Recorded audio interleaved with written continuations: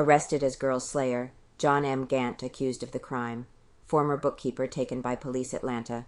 Georgian, Monday, April 28, 1913. J. M. Gantt, arrested in Marietta for the murder of Mary Phagan, gave to a reporter for the Georgian his story of his actions that led to his arrest. He protested his innocence and declared he was home in bed at the time the crime is supposed to have been committed.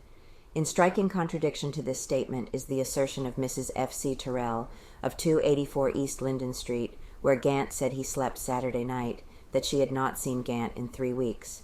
"I watched the Memorial Day parade in Atlanta," said Gantt as he sat in the Marietta police station, "and after the parade was mostly over I went out to the ball game.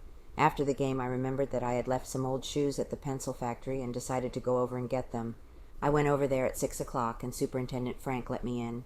He told the Negro watchman to help me find my shoes, and both of them saw me get them and also saw me leave the building. Then I went back to town and met Arthur White, who is employed in the pencil factory, O.G. Bagley, an employee of the Atlanta Milling Company, and Bagley's brother.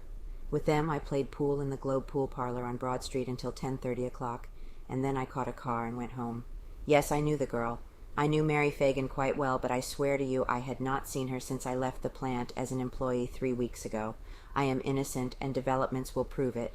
Gantt answers the description of the man Edgar L. Sentell says he saw with the Phagan girl shortly after midnight to a remarkable degree.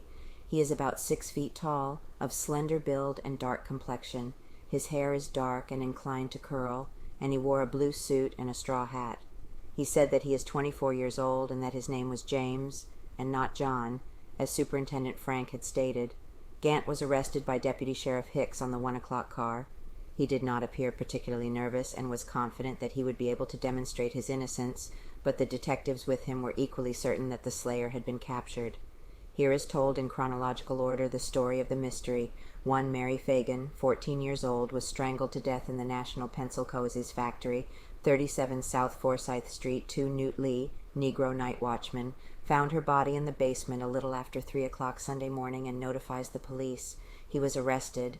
3 Arthur Mullinax, identified by E.S. Sentell, 82 Davis Street as the man who was with Mary Phagan at 12:30 o'clock Sunday morning, was arrested Sunday afternoon and is held in solitary confinement at police headquarters. 4 Leo M. Frank, superintendent of the National Pencil Cozies factory, was summoned to police headquarters this morning and detained there to tell what he knows of the girl and of her terrible fate.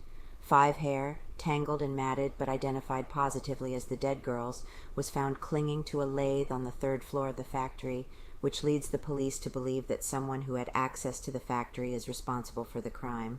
6 Jerron Bailey, the Negro elevator boy employed in the factory, was also arrested.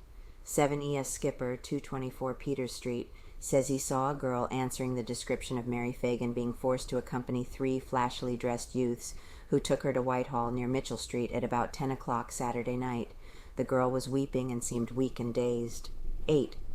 When the girls employed at the National Pencil Cozies factory assembled for work this morning, they were so upset and excited from reading of the murder of Mary Phagan that the factory had to be closed. 9 J. M. Gantt, former bookkeeper in the pencil factory, arrested in Marietta and accused of the murder. 10 Gantt tells the Georgian he was home and in bed at 28 East Linden Avenue when the crime occurred. His landlady says he has not been there in 3 weeks.